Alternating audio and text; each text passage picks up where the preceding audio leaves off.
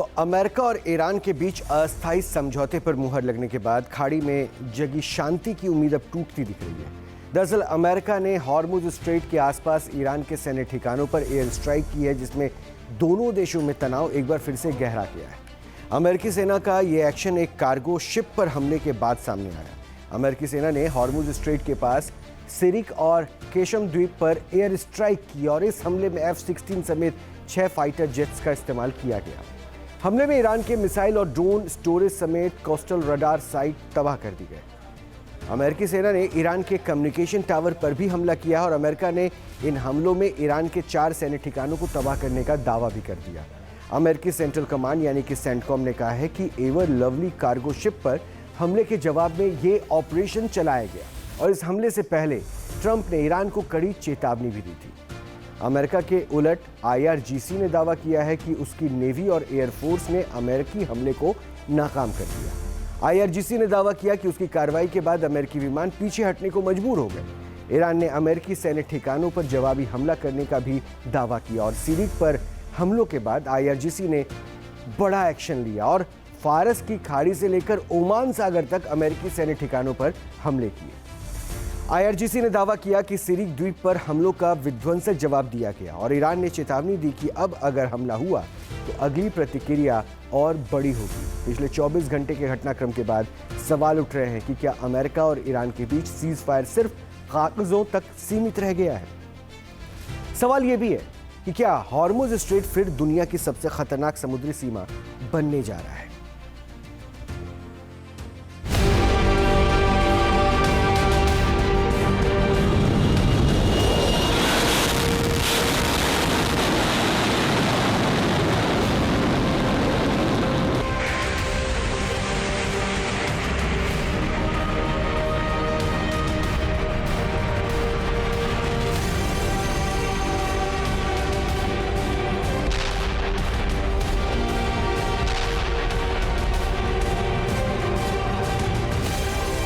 Hormuz strait से एक बार फिर बारूदी बवंडर उठता दिख रहा है।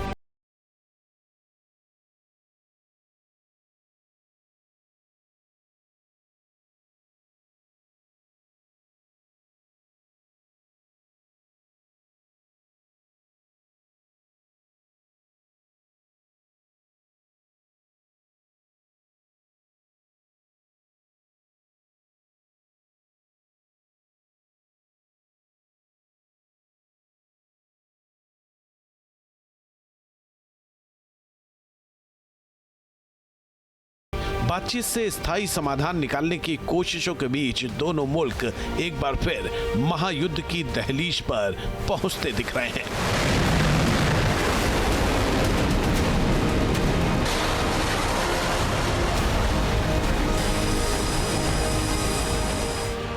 दरअसल सीज फायर के कुछ दिनों बाद ही अमेरिका ने ईरान पर सैन्य कार्रवाई कर दी है।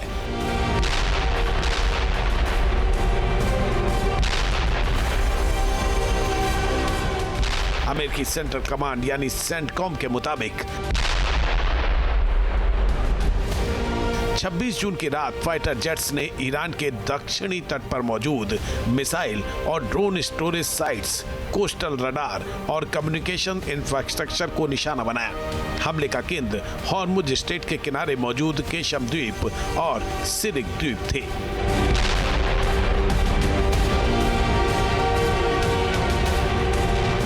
सेंटकॉम ने इस ऑपरेशन का वीडियो भी जारी किया, जिसमें कथित तौर पर IRGC नेवी के शाहिद राहबर नेवल बेस के पास मौजूद कम्युनिकेशन टावर पर हमला दिखाई देता है।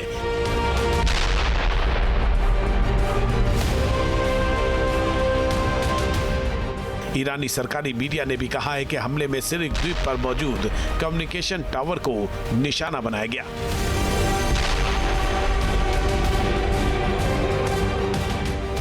अमेरिकी अधिकारियों के मुताबिक इस ऑपरेशन में 6 अमेरिकी एयरक्राफ्ट शामिल थे।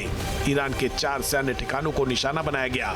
Missile storage, drone depot, coastal radar और कम्युनिकेशन टावर टारगेट पर थे।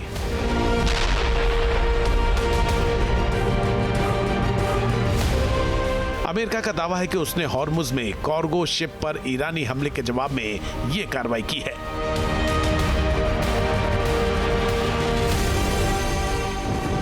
दरअसल 25 जून को ईरान ने कथित तौर पर सिंगापुर के झंडे वाले cargo ship MV ever lovely पर वन वे अटैक ड्रोन से हमला किया था।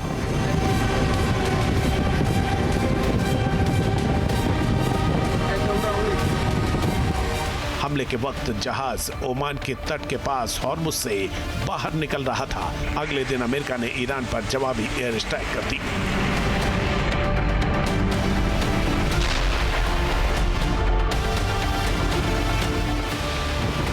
सेंटकॉम का कहना है कि ईरान ने कमर्शियल शिपिंग पर हमला करके न केवल सीज फायर का उल्लंघन किया बल्कि अंतर्राष्ट्रीय समुद्री व्यापार की स्वतंत्रता को भी चुनौती दी।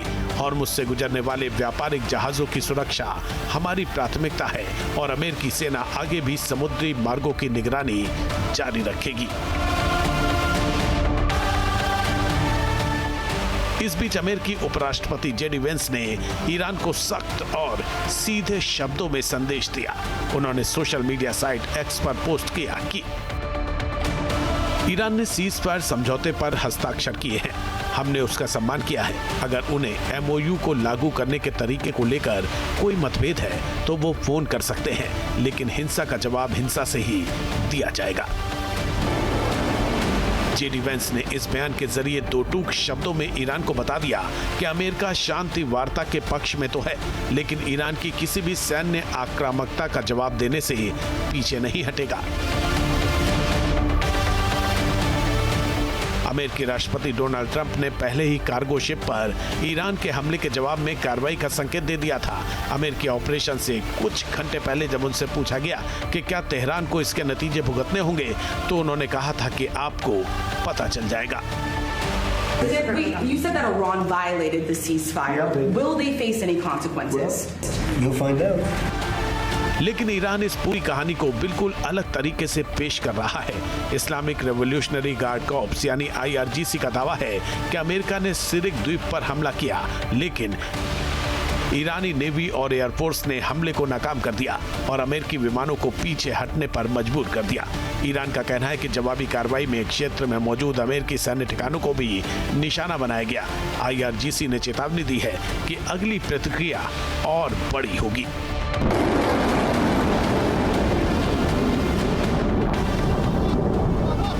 हालांकि अमेरिका की ओर से इस दावे की स्वतंत्र पुष्टि नहीं हुई है।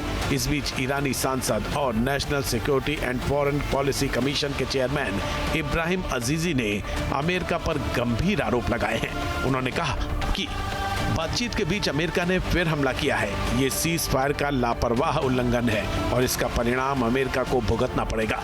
अमेरिका का ये एक्शन हमेशा की तरह उनके लिए पीछे हटने और पछतावे का कारण बनेगा। उन्होंने खाड़ी देशों को भी चेतावनी दी और कहा कि अमेरिका के साथ नजदीकी बढ़ाने का खामियाजा भुगतना पड़ेगा।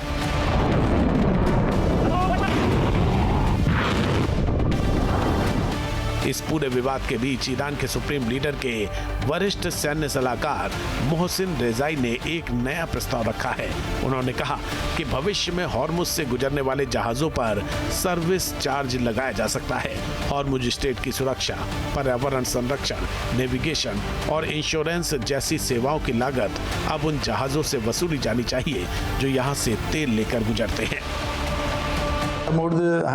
टोल या फीस को लेकर बातचीत चल रही है। हमारी अभी की बातचीत हॉर्मुज में सर्विस की लागत के बारे में है। हाँ, हम हॉर्मुज स्ट्रेट की सुरक्षा बनाए रखना चाहते हैं। हम हॉर्मुज स्ट्रेट के पर्यावरण की रक्षा करना चाहते हैं। हमें इंश्योरेंस की व्यवस्था करनी होगी ताकि अगर कोई घटना होती है तो जिन जहाजों को समस्या का सामना करना पड़ता है उन्हें कवर मिल सके और उनका जोखिम कम हो सके। जब हम ये सभी सुविधाएं देंगे तो इसका खर्च ईरान की जनता की जेब से नहीं आना चाहिए। ये खर्च उन लोगों से वसूला जाना चाहिए जो हॉर्मुज से तेल का परिवहन कर रहे हैं।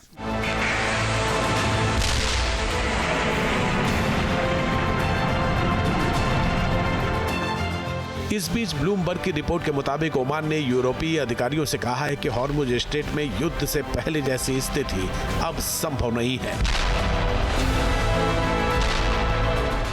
ओमान के मुताबिक भविष्य में हॉर्मुज से गुजरने वाले जहाजों पर कुछ सेवाओं के लिए शुल्क लगाया जा सकता है।